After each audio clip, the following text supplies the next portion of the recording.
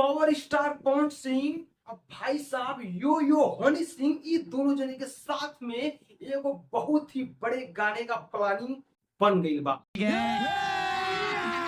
अभी मजा आएगा ना भिड़ो।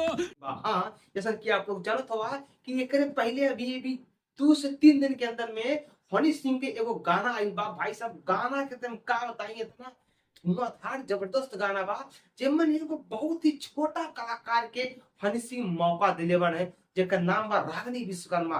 भाई साहब भी भोजपुरी और रैप में मिला के इ गाना के बनावल गइल बा। एकरे अपार सफलता के बाद एकरे पहले भी पवन सिंह जो बा कि बॉलीवुड के लिए 1 2 3 4 कई सारा गाना गा के देले, वो सब गाना बहुत ही सुपर डुपर ब्लास्ट गइल बा।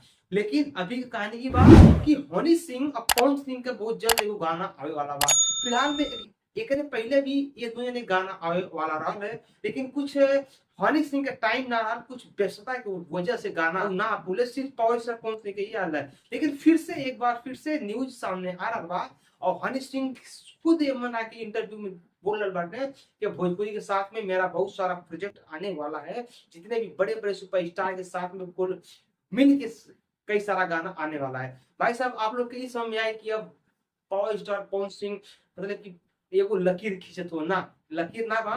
एक पहले खेसारी लाल यादव बादशाह के साथ में मतलब कि जो बादशाह बॉलीवुड के जो बादशाह सिंगर हुए उनके साथ में, और खेसारी लाल अक्षरा सिंह का पानी पानी वाला सॉन्ग आ चुका बा, बहुत ही बढ़िया ब्लॉकबस्टर गई ला रही। भाई साहब की कोई नई बात ना बा, लेकिन फिलहाल में अगर यो हनी सिंह और पवन सिंह साथ में अगर आवत हुए, भाई साहब कई सारा रिकॉर्ड टूट सकेला। जैसे इसमें सिर्फ हनी सिंह रागिनी विश्वकर्मा के दोनों जने के वॉइस के लेके कई सारा रिकॉर्ड धराशायी हो चुकल बा।